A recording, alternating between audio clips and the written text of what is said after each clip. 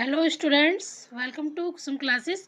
तो बच्चों, आज की इस वीडियो में हम करने वाले हैं क्लास 6 की मैथ एक्सरसाइज 11.1 का क्वेश्चन 3, क्वेश्चन 4 और क्वेश्चन 5 इस वीडियो में बच्चों हम करेंगे। ठीक है बच्चों।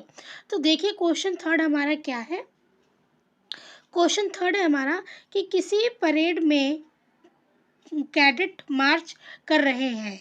बच्चों, कैडेट मार्च का मतलब ये होता है कि जैसे आप 26 जनवरी देखते हो, 26 जनवरी 15 अगस्त, उसमें वो मार्च निकाला जाता है ना, फौजियों का मार्च निकाला जाता है, तो परेड होती है। तो वही यहाँ पर है कि किसी परेड में कैडेट मार्च कर रहे हैं। ठीक है।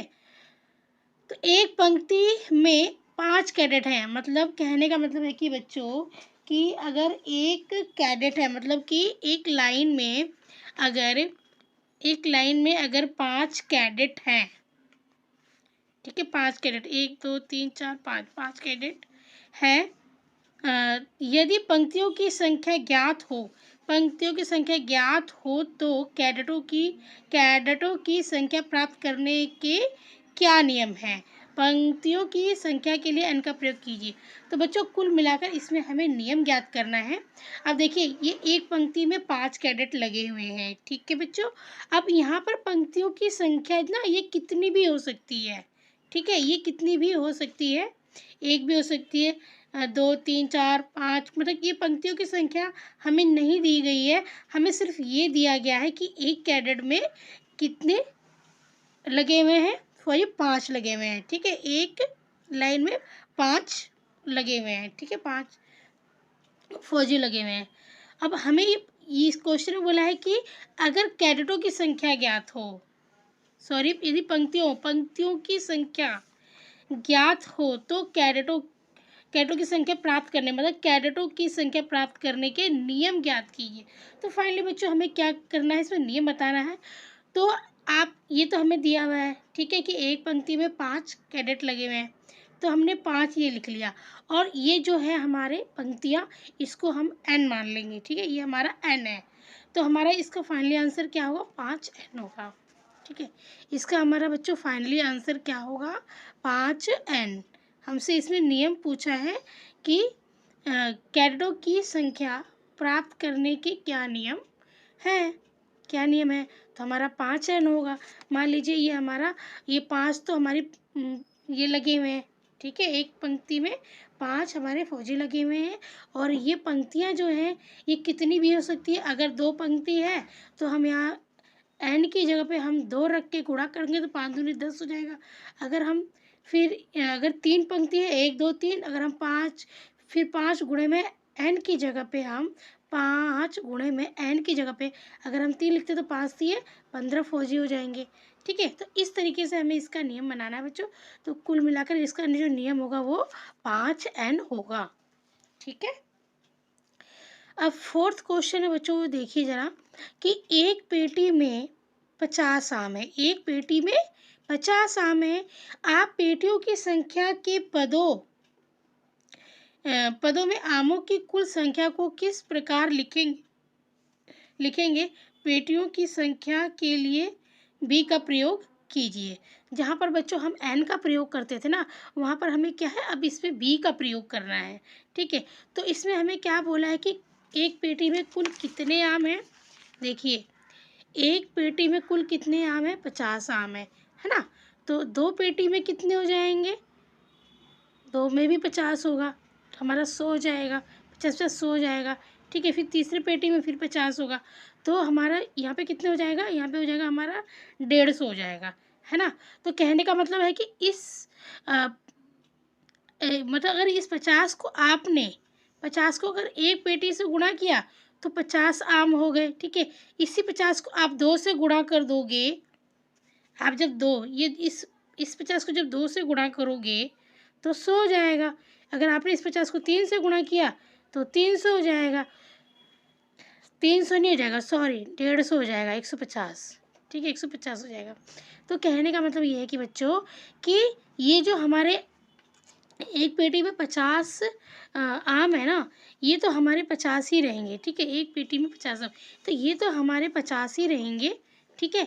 अब पेटियों की जो संख्या है, पेटियों की जो संख्या है उसको हम क्या करेंगे, बी मान लेंगे। ठीक है, पेटियों की संख्या को हम क्या करेंगे, बी मान लेंगे। तो हमारा जो इसका आंसर है वो कितना हो जाएगा, 50 बी हो जाएगा।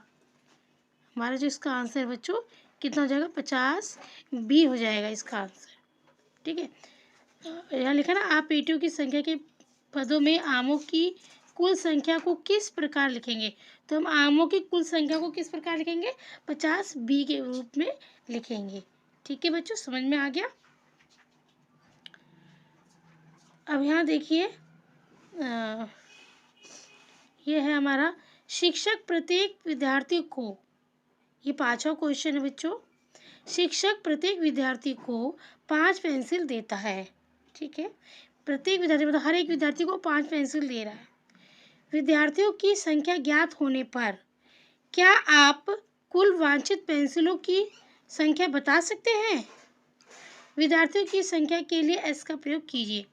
देखिए बच्चों, हमें यहाँ पे क्या है ना, हमें यहाँ पे विद्यार्थियों की संख्या नहीं दी गई है ना। यहाँ पे हमें विद्यार्थियों की संख्या नहीं दी गई है, सिर्फ ये दिया गया है कि एक शिक्षक प्रत्येक हर एक विद्यार्थी को 5 पेंसिल वो देता है। कितनी पेंसिलें देता है, हर एक विद्यार्थी को वो 5 पेंसिल देता है। तो हम यहाँ पे लिखेंगे, हमें यहाँ पे क्या निकालना है, कुल वांछित पेंसिलों की संख्या। तो हम यहाँ पे लिखेंगे बच्चों कि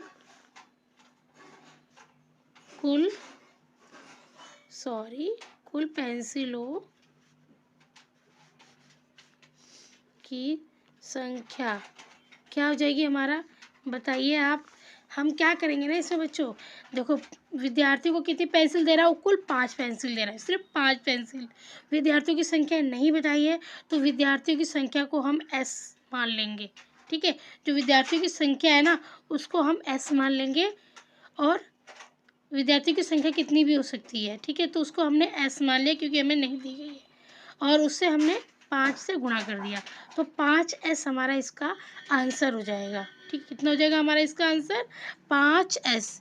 इसका आंसर बच्चों हो जाएगा हमारा 5s। ठीक है, ये s दिया हुआ है, इस चीज़ को ध्यान से देख लेना, s दिया हुआ है। ये आपको समझ में आया कि जो टीचर है वो जितनी पेंसिल देता है, एक विद्यार्थी को 5 पेंसिल देता है, और विद्यार्थियों की जितनी संख्या है, विद्यार्थियों की संख्या के लिए एस, तो जितनी विद्यार्थियों की संख्या के लिए एस बोल दिया ना, तो जो विद्यार्थियों की संख्या एस है उससे हम इसको गुणा कर देंगे, 5s हो जाएगा हमारा। हमें गुणा का निशान बीच में नहीं लगाना है, पर हमारा आंसर यहाँ पे 5s हो जाएगा। तो कुल विद्यार्थियों की जो संख्या है वो हमारी कितनी हो जाएगी बच्चों, 5s हो जाएगी। ठीक है, ये हमारा किसका आंसर था, 5 का आंसर था, 5th का। तो ये सवाल समझने वाला है कि कैसे समझ के आपको लिखना है। ठीक है बच्चों, तो इसी तरीके से 6, 7 भी हम करेंगे नेक्स्ट वीडियो में। अभी हेलो स्टूडेंट्स, तो देखिए क्वेश्चन हमारा ये अब 6 है। 6 हमारा क्वेश्चन क्या है कि एक चिड़िया 1 मिनट में 1 किलोमीटर उड़ती है। ठीक है, एक चिड़िया क्या है बच्चों, 1 मिनट में 1 किलोमीटर उड़ रही है। ठीक है, तो क्या आप चिड़िया द्वारा तय की गई दूरी को मिनटों में उसके उड़ने के समय के पदों में व्यक्त कर सकते हैं। मिनटों में उड़ने के समय के लिए टी का प्रयोग करें। बच्चों देखो, तो हमें यहाँ पे ना एक चिड़िया 1 मिनट में 1 किलोमीटर उड़ती है। ठीक है, 1 किलोमीटर यहाँ पे दिया गया है, पर उसकी दूरी नहीं दी गई है हमें। क्या आप बता सकते हैं उसके द्वारा तय की गई दूरी। तो हमें इस क्वेश्चन में दूरी नहीं दी गई है कि वो चिड़िया कितने किलोमीटर उड़ती है। ठीक है, तो हम क्या करेंगे बच्चों इसमें कि इस 1 मिनट को ना, 1 मिनट को, और ये इसने क्या बोला है कि मिनटों में उड़ने के समय के लिए हम टी का प्रयोग करेंगे। ठीक है, तो 1 मिनट में 1 किलोमीटर उड़ती है ना।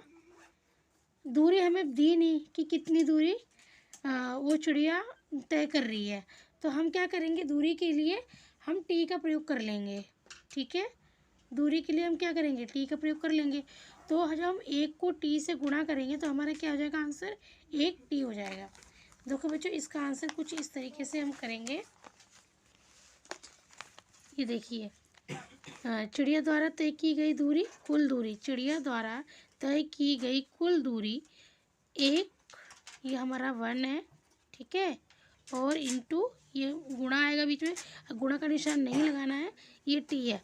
मतलब इसको आप इस तरीके से लिखोगे 1 टी किलोमीटर, किलोमीटर, क्योंकि किलोमीटर में दिया हुआ है उसकी दूरी को, तो हम किलोमीटर लिख लेंगे।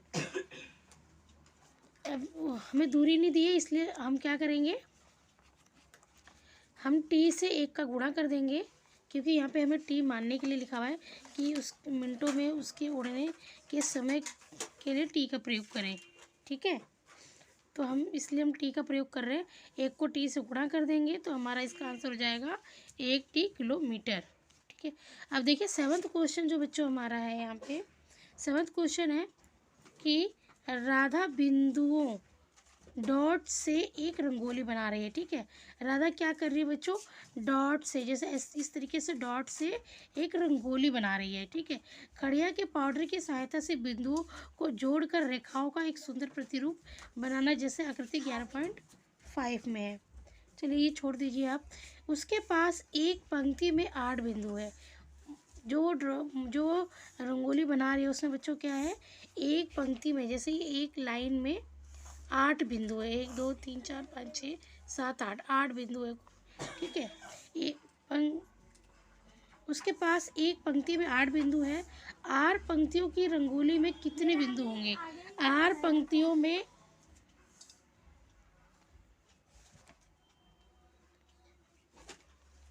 8 पंक्तियों की रंगोली में कितने बिंदु होंगे। मतलब कि बच्चों हमें यहाँ पे ये तो दिया है कि एक पंक्ति में 8 बिंदु है, एक पंक्ति में 8 बिंदु है, ये हमें दे दिया है, लेकिन ये नहीं दिया कि पंक्तियाँ कितनी हैं। ठीक है, तो यहाँ पे हमें लिखा है 8 पंक्तियों की रंगोली में कितने बिंदु होंगे यदि 8 पंक्तियाँ हों।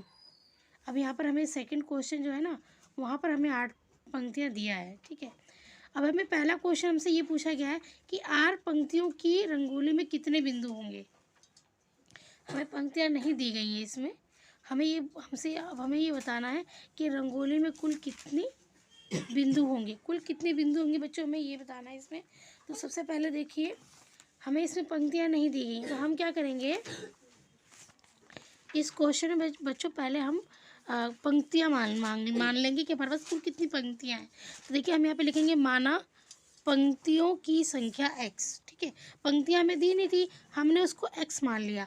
अब कुल बिंदुओं की संख्या, तो एक पंक्ति में 8 बिंदु थे, है ना, एक पंक्ति में 8 बिंदु थे, तो उस 8 को हमने क्या किया, पंक्ति से गुना कर दिया। हमने माना पंक्तियों की संख्या x, पंक्तियों की संख्या दी नहीं है, डॉट की संख्या दी है, बिंदुओं की संख्या, कि एक पंक्ति में 8 बिंदु है, पर हमें पंक्तियाँ नहीं दी।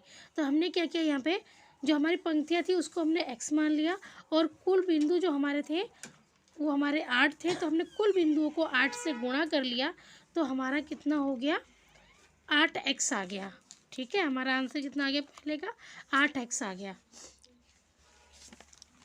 कुल बिंदु कितने होंगे, 8x होंगे। अब सेकंड क्वेश्चन बच्चों हमारा इसमें आ रहा है, यदि 8 पंक्तियां हों। अब यहाँ पर बच्चों हमें पंक्तियां दे दी गई है सेकंड वाले में, कि यदि 8 पंक्तियां हों तो कितने बिंदु होंगे।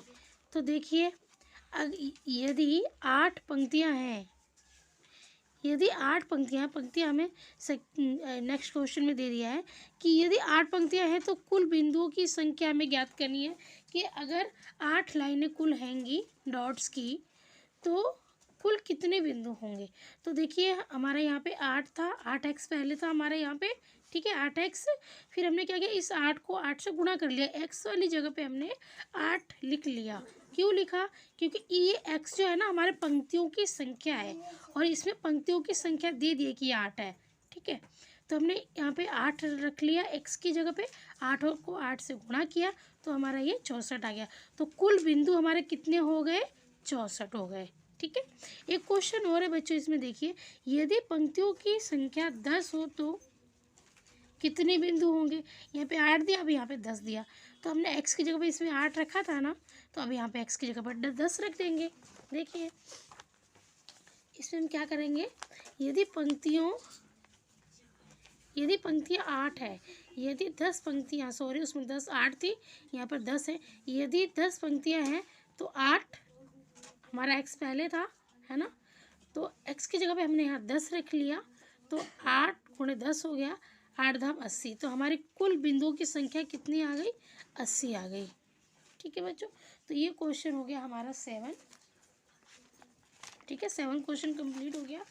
उम्मीद करती हूँ बच्चों आपको समझ में आया होगा। अगर वीडियो अच्छी लगे प्लीज़ लाइक कीजिए, सब्सक्राइब कीजिए और लाइक कीजिए।